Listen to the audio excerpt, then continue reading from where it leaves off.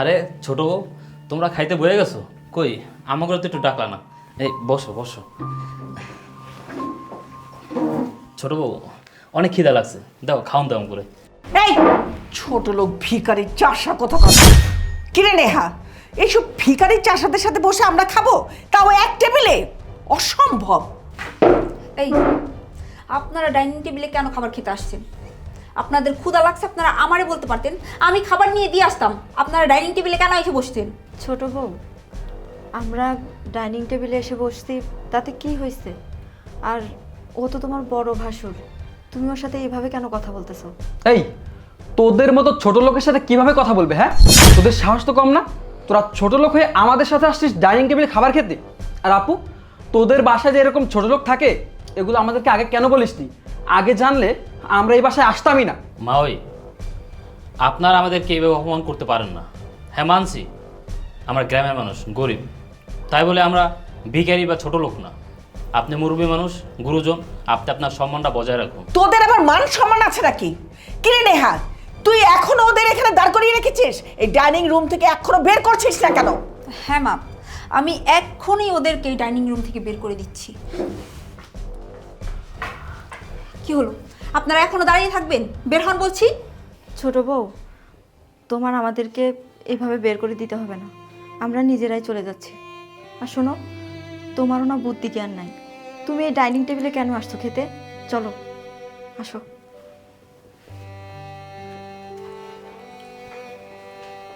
এই আসমা, কোথায় গেলি? তাড়াতাড়ি ডাইনিং টেবিলে খাবার দিয়ে যা।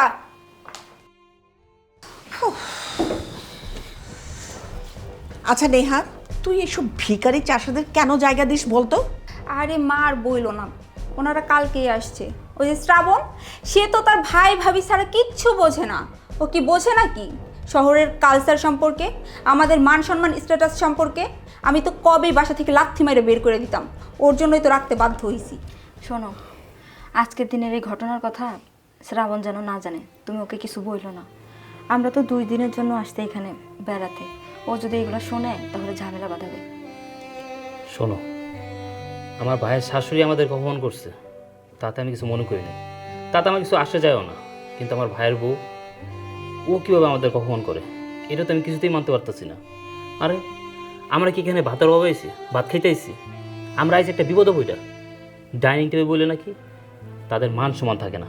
হ্যাঁ, আমি কি মান সম্মান নাই? আমার গ্রামে থাকতে পারি, গরিব হইতে পারি, আমাদের কি কোনো মান সম্মান নাই? আচ্ছা থাক, তুমি এখন শান্ত হও। শ্রাবণ যদি শুনে এসব কথা তাহলে অনেক বড় একটা ঝামেলা হয়ে যাবে। কি ব্যাপার ভাইয়া ভাবি, তোমরা এখানে কেন বসে আছো? না না ভাই, কিছু না, এমনি বসে আছি। আরে ওঠো ওঠো, দুপুর হয়ে গেছে, আজকে আমরা একসাথে খাবার খাবো। শোনো ভাই, তুমি যে খাও, হ্যাঁ, তুমি সারাদিন কত কষ্ট করছো, তুমি যে খাও। আমাদের না এখন খিদে নাই, বুঝছো? আমাদের যখন খিদে লাগবে তখন আমরা খাবো, এখন তুমি যে খাও। না না, এসব কথা বলে তো হবে না, ওঠো তো। আমি অফিস থেকে ছুটি নিয়ে আসছি, তোমাদের সাথে একসাথে লাঞ্চ করবো এর জন্য। না না ভাই, আমি তো বললাম আমাদের খিদে লাগে নাই, যখন আমাদের খিদে লাগবে তখন আমরা খেয়ে নিব। যাও তুমি যে খাও। না না না, আমি কোনো কথাই শুনবো না, তো ওঠো তো, একসাথে আমরা ডাইনিং টেবিলে বসে খাবার খাবো। আরে ভাই কি কস, আমরা গ্রামের মানুষ, আমাদের ওই মাটিতে বৈশা খাওয়ার অভ্যাস, ওই ডাইনিং টেবিলে আমরা খাইতে পারবো না। তুই যা, অফিসে আইসো, হাত মুখ দিয়ে খাই না, আমরা পরে খাবো না। না ভাইয়া, আমি তোমাদের কোনো কথাই শুনবো না, আমি বললাম না আমি তোমাদের সাথে একসাথে খাবার খাবো, ওঠো না। আরে না না ভাই, তুমি যাও খাও, আমরা পরে খেয়ে নেব। না, আমি কোনো কথাই শুনবো না, ওঠো তো ভাইয়া, ওঠো। ভাবি ওঠো, ওঠো, চলো আমরা একসাথে বসে ডাইনিং টেবিলে খাবার খাবো। শ্রাবণ শোনো, আমরা গ্রামের মানুষ তো, আমরা তো কখনো ডাইনিং টেবিলে খাই নাই, তাই আর কি বলতেছি, তুমি যা খেয়ে নাও, আমরা পরে খাবো। আহা, এসব কথা রাখো তো, চলো আমরা একসাথে খাবার খাবো, বললাম না আমার খিদা লাগছে, চলো। শোনো, তোমার শাশুড়ি আসছে, তারপর তোমার শালা আসছে, তোমরা সবাই মিলে একসাথে খাও, আমি আর তোমার ভাই এইখানে খেয়ে নিব। আহা, সবাই আসছে বলেই তো আমি অফিস থেকে ছুটি নিয়ে আসছি, তোমাদের সবার সাথে ডাইনিং টেবিলে বসে একসাথে খাবার খাবো। ভাইরে, আমাকে ওই ডাইনিং টেবিলে বইয়া খাওয়ার মতো যোগ্যতা এখনো হয় নাই। তুই এক কাজ কর, তুই তোর শাশুড়ি আর শালা নিয়ে একসাথে খা, আমরা ওই ফুলের বইয়া খায়া নিব। ভাইয়া তুমি এসব কি বলছো? ডাইনিং টেবিলে বসে খাওয়ার যোগ্যতা তোমার নাই মানে? আমি তো কিছুই বুঝতে পারছি না, কি কিছু কি হয়েছে? বাসার কেউ কিছু বলেছে তোমাদের?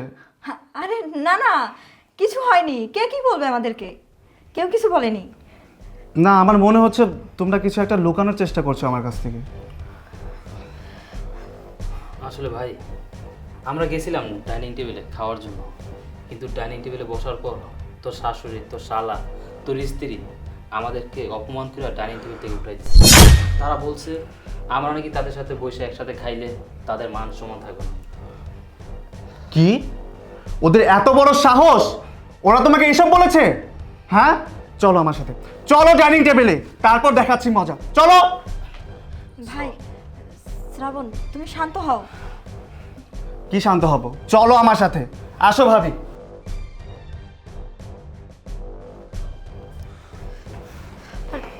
কি ব্যাপার নেহা, তোমার এত বড় সাহস? তুমি আমার ভাই ভাবিকে ডাইনিং টেবিল থেকে অপমান করে তাড়িয়ে দিয়েছো? তাহলে কি করব? তোমার এই গ্রাম্য কৃষক ভাই ভাবি জীবনে ডাইনিং টেবিলে বসে খাবার খেয়েছে কখনো? শ্রাবণ, তোমার কত বড় সাহস! তুমি আমার সামনে আমার মেয়ের গালে চড় মারলে। চর মারবো না তো কি করব? আপনাদের কত বড় সাহস?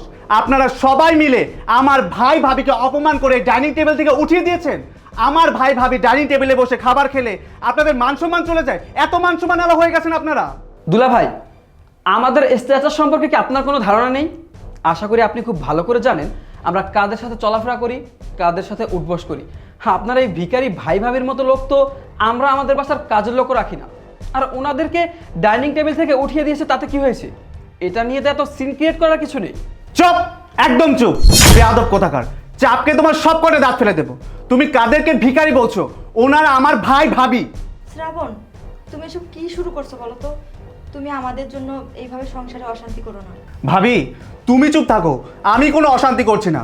অশান্তি তো এরা শুরু করেছে। এদের কত বড় সাহস তোমাদেরকে অপমান করে ডাইনিং টেবিল থেকে উঠিয়ে দিয়েছে।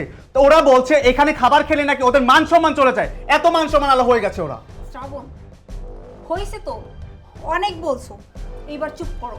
তোমার এই চাষা বসা গরিব ছোট লোক ভাই ভাবির জন্য এইভাবে আমার মাকে আর আমার ভাইকে অপমান করতে পারো না। যারা কিনা নিজেদের মান বজায় রাখতে পারে না তাদের সাথে আমি এর থেকে ভালোভাবে কথা বলতে পারবো না। আর এদের তো ভাগ্য ভালো, এরা আমার ভাই ভাবিকে অপমান করে কথা বলার পরেও এদের সাথে আমি ভদ্রভাবে কথা বলছি। জামাই, তুমি যে এত বড় একটা বেয়াদব ছেলে, আমি যদি আগে জানতাম তাহলে আমার মেয়েকে তোমার কাছে বিয়ে দেওয়ার মতো ভুল করতাম না। এখন তো জানতে পেরেছেন আমি বেয়াদব। হ্যাঁ, আমি বেয়াদব। আর কি বললেন? আপনার মেয়েকে আমার কাছে বিয়ে দিয়ে আপনি ভুল করেছেন। আপনি চাইলে কিন্তু সেই ভুলটা শুধরিয়ে নিতে পারেন। কি বলতে চাও তুমি? আমি কি বলতে চাচ্ছি সেটা আপনি খুব ভালোভাবেই বুঝতে পেরেছেন। আপনার মেয়েকে আমার কাছে বিয়ে দিয়ে আপনি ভুল করেছেন না? আপনি আপনার মেয়েকে আমার কাছে নিয়ে গিয়ে সেই ভুলটা শুধরিয়ে নিতে পারেন। কি বললা তুমি? হ্যাঁ, তোমার এই চাষা ভুষা ভাই ভাবির জন্য আমার মেয়েকে তোমার সংসার থেকে নিয়ে যেতে বলছো? শ্রাবণ, কি বলছো কি তুমি এসব? তুমি তোমার এই গ্রাম্য চাষা ভাইয়ের জন্য আমাকে বাসা থেকে চলে যেতে বলছো? হ্যাঁ বলছি। আরে আমি তো বেয়াদব। তোমার মা কি বলো তুমি শুনতে পাওনি? তোমাকে আমার কাছে বিয়ে দিয়ে নাকি সে ভুল করেছে, সেই ভুলটাই আমি শোধরাতে বলছি।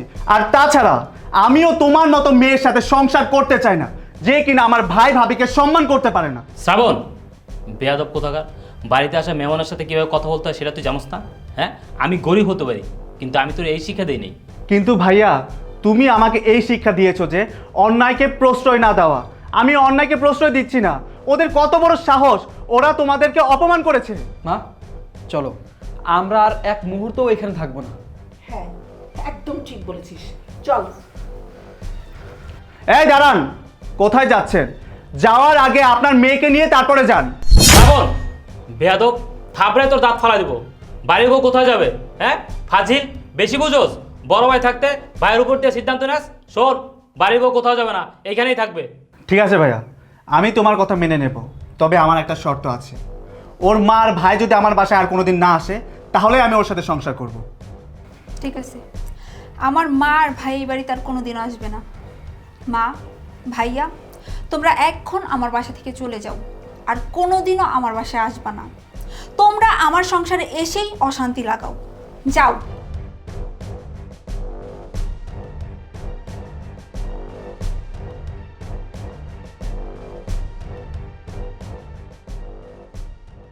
ভাইয়া, ভাবি, আসলে আমি আপনাদের সাথে অনেক অন্যায় করে ফেলছি।